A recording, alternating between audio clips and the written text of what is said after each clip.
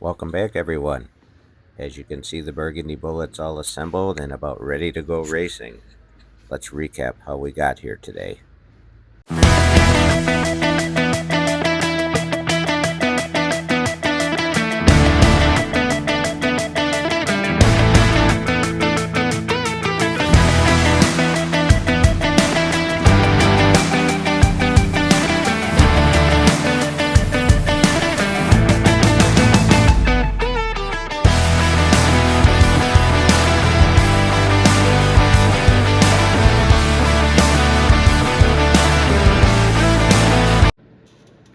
Well, we started off the day in the assembly room with Pat and Jeff bleeding the brakes for the final time before we threw the tires on, rolled it over onto the setup table. This setup table here's got a lot of history. It was once owned by Northern Steel, and it was built by Ford Motor Company back in the 40s.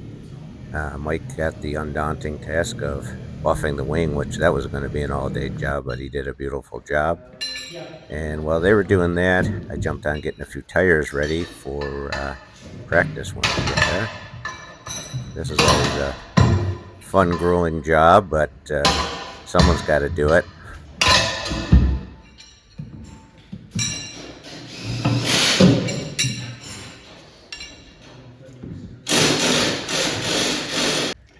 Once everything was mounted, everything had to be sized up and inflated. I always use one of these inflators. That's a lot safer than having your hand in there. And then once that was done, we got everything measured up to make sure we got the right sizes, the right stagger, so we'll be ready to go.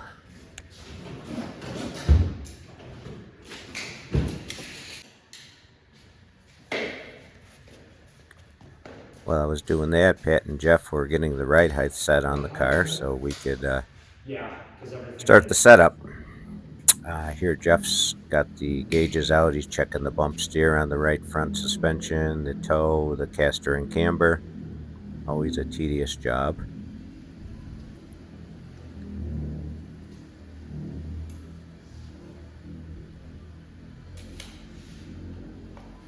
Then once he was done with the right front, it was over to the left front and do the same there, bump steer, toe, caster camber, get everything set. Then once that was done, the front wheels went on, the back wheels came off, and we squared the axle. As you can see, Pat and Jeff are both doing that.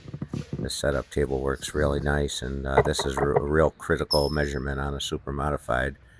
You definitely want it tracking correctly, especially when you're putting down 900 horsepower. Jeff got on the computer, plotted all his adjustments, make sure everything was where he wanted them. While they were doing that, I got the trailer around, got that cleaned out, and started loading up for the next race. See the wings coming along. One last task for Pat. We had a new fuel bladder made for our left side fuel cell. So he was finishing that up, putting all the fittings on it, put it in the can, and now he's fitting the can onto the car. Super modifieds will carry 3 or 4 fuel cells holding up to 55 gallons of fuel. While he was doing that, Jeff was finishing up one of the nose wings, making some side plates.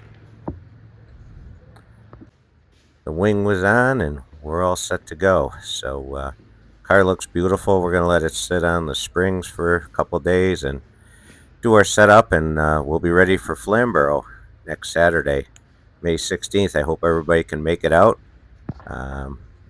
Try to do an update during the week, and hopefully we can get some video from Flamboro. So that's everything. Thanks for tuning in. We'll see you later.